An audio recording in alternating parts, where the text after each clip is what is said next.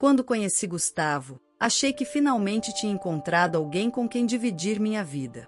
Eu era uma mulher focada na carreira, batalhadora e até um pouco solitária, para ser honesta. Trabalhava como promotora substituta e passava os dias lidando com crimes, injustiças e mágoas alheias. Sempre mantive meus sentimentos bem guardados, até ele aparecer. Gustavo parecia o homem certo na hora certa.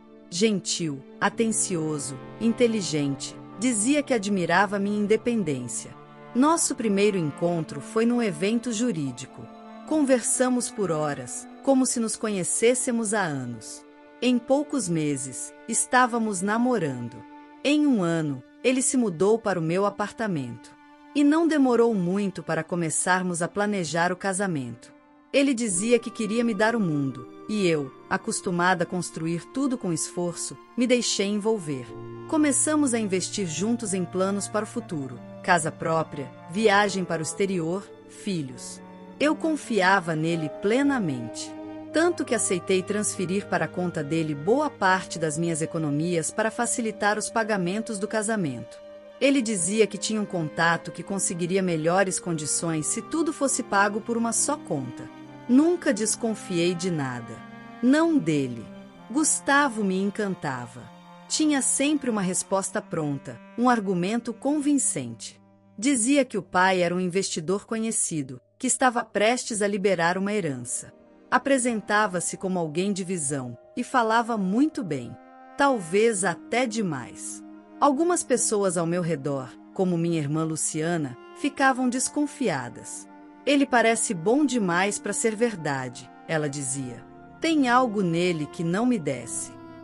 Mas eu rebatia, firme, ele me faz feliz, Lu. Só isso importa.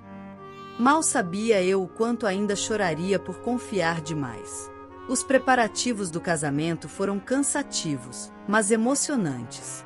Escolhemos um sítio rústico e elegante. Eu encomendei meu vestido com uma estilista em São Paulo.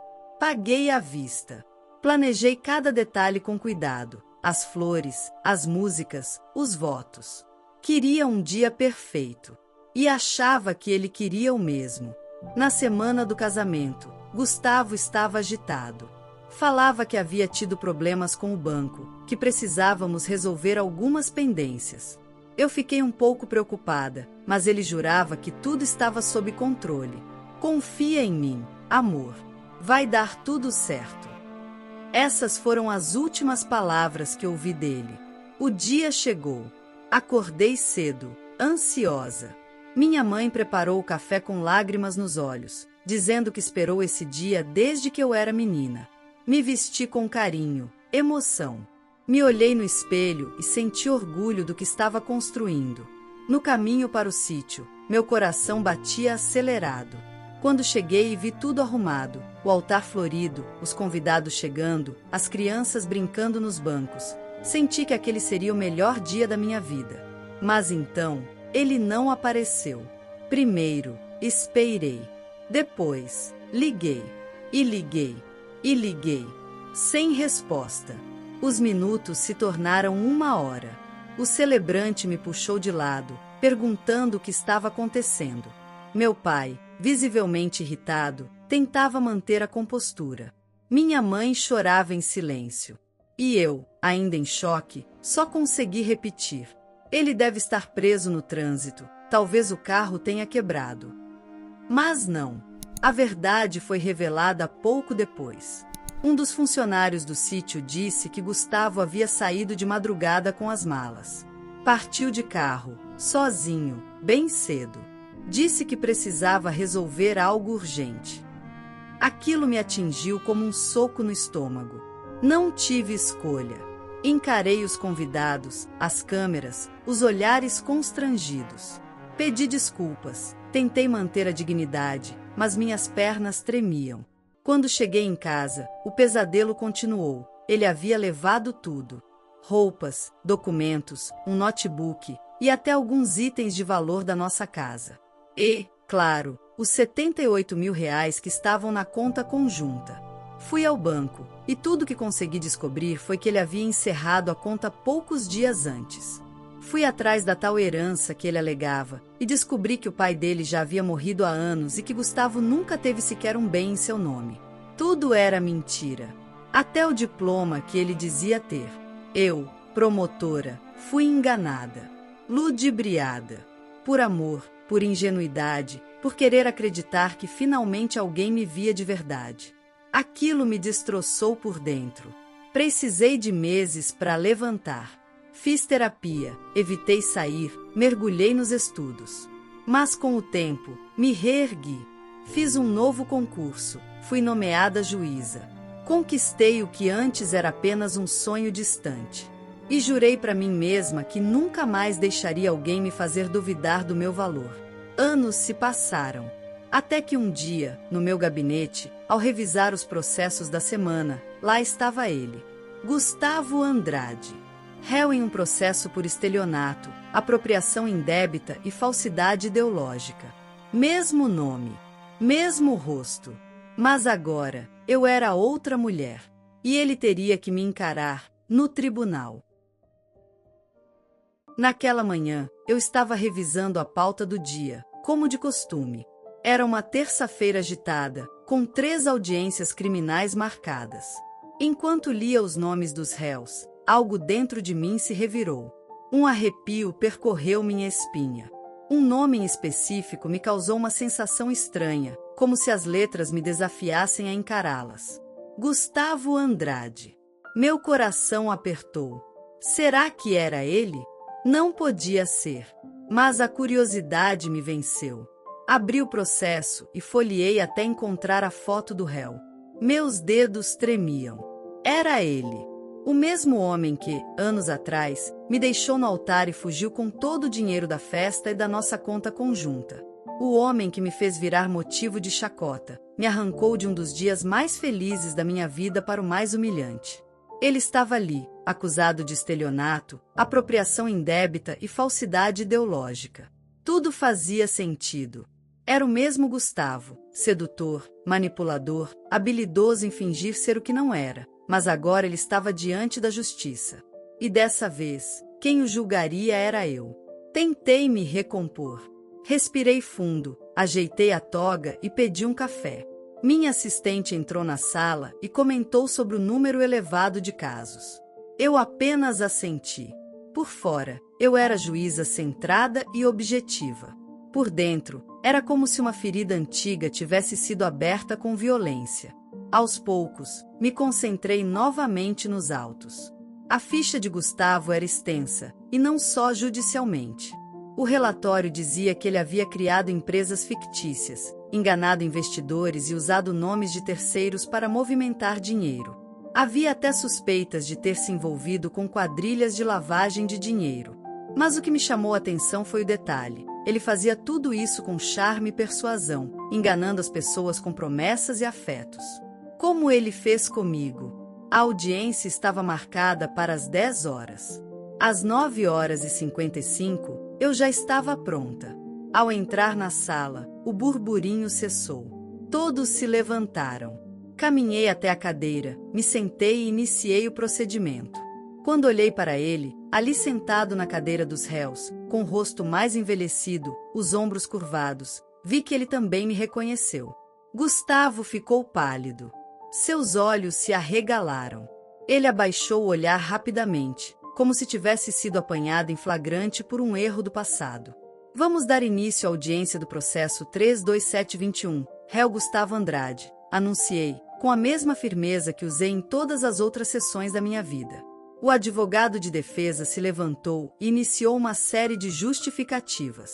Disse que Gustavo estava enfrentando uma crise emocional na época dos crimes, que sua conduta não era habitual, que o arrependimento era genuíno. Alegou que ele vinha tentando se reerguer. Era o mesmo discurso decorado, genérico. Mas eu sabia com quem estávamos lidando. Durante as argumentações, Gustavo não ousava me encarar. Ele mal conseguia olhar para o advogado. Suava, movia os dedos nervosamente e respirava fundo de tempos em tempos. Era a primeira vez, talvez, que estava impotente diante de alguém que ele achava que havia enterrado no passado. O réu deseja fazer uso da palavra? Perguntei. Ele hesitou, depois assentiu com a cabeça. Levantou-se devagar, ainda com a voz trêmula. Meritíssima, eu sei que cometi erros. Muitos erros. E sei que enganei pessoas que confiaram em mim. Eu não tenho palavras para justificar o que fiz. Só peço que a senhora considere que estou tentando mudar. Tô tentando consertar o que destruí. Aquilo me atingiu como uma ironia cruel. Anos atrás, ele me quebrou por dentro. Agora, ele dizia querer consertar coisas. Mas não olhava nos meus olhos. E mesmo que olhasse, não era a mim que ele pedia perdão ali. Era a justiça. Ele se sentou. O ambiente estava carregado.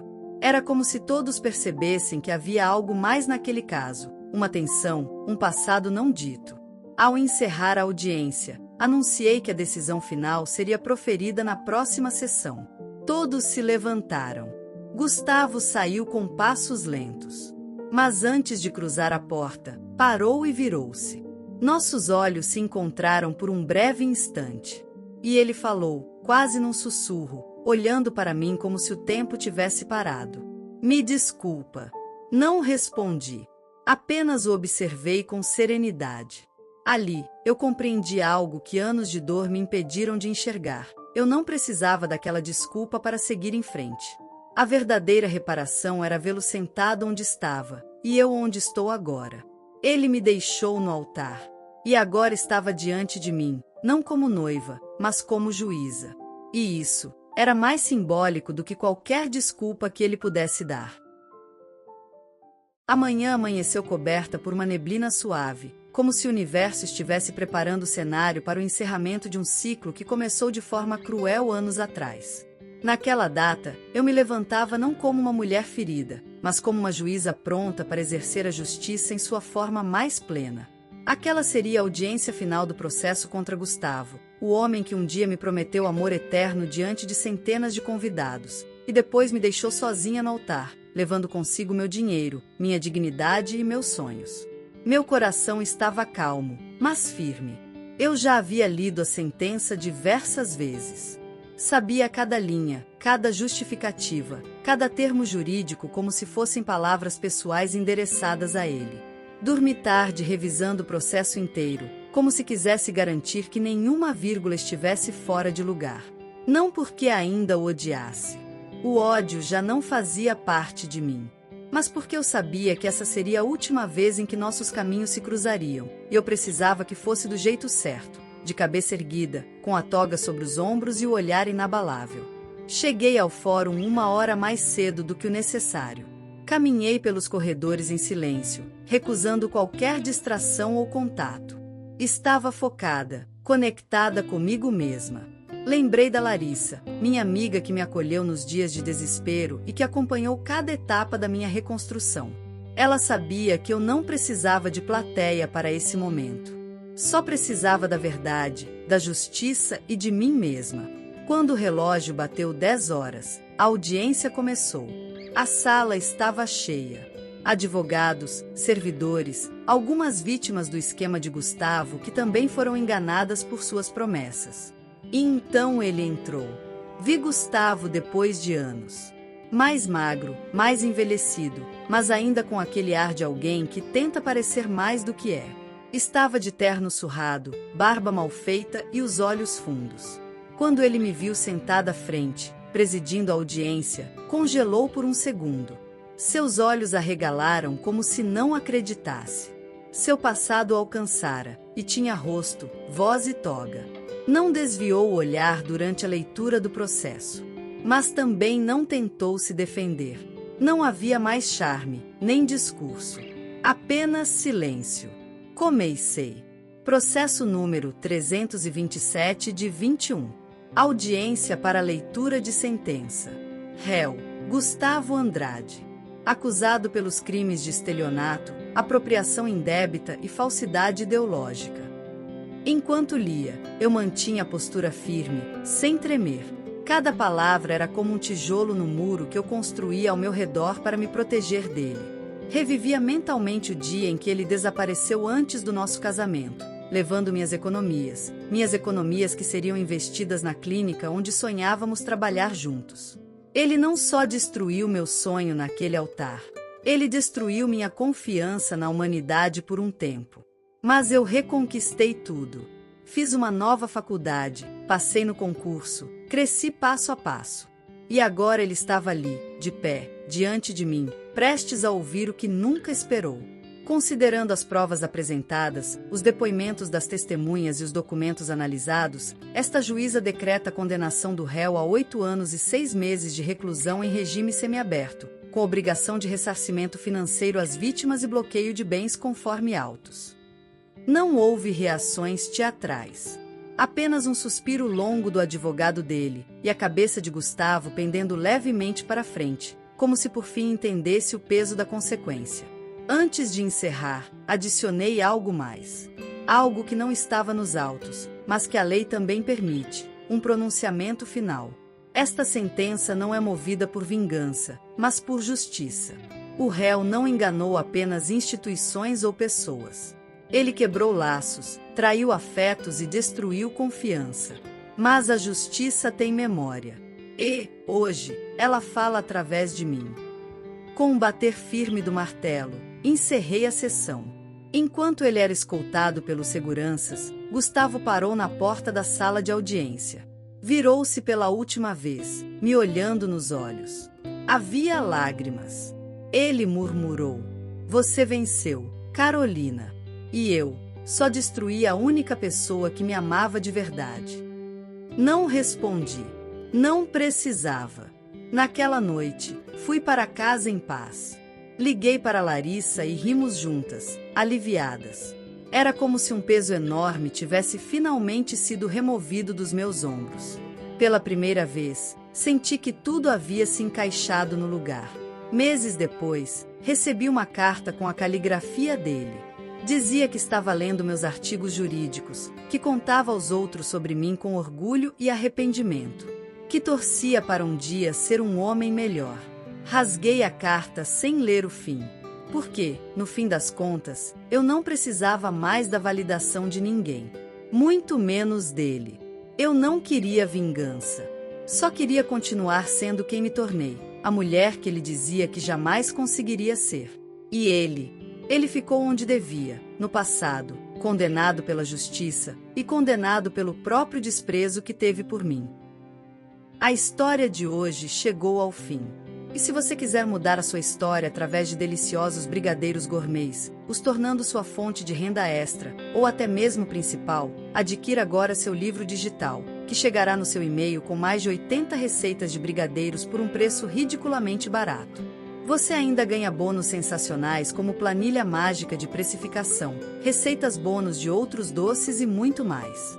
E se não quiser fazer renda com seus brigadeiros, você pode simplesmente deixar seus amigos e familiares apaixonados por essas gostosuras.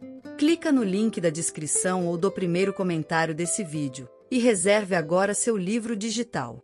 E não se esqueça de comentar qual lição você tirou dessa história. Também deixe um like no vídeo e se inscreva para não perder os próximos vídeos. Tchauzinho!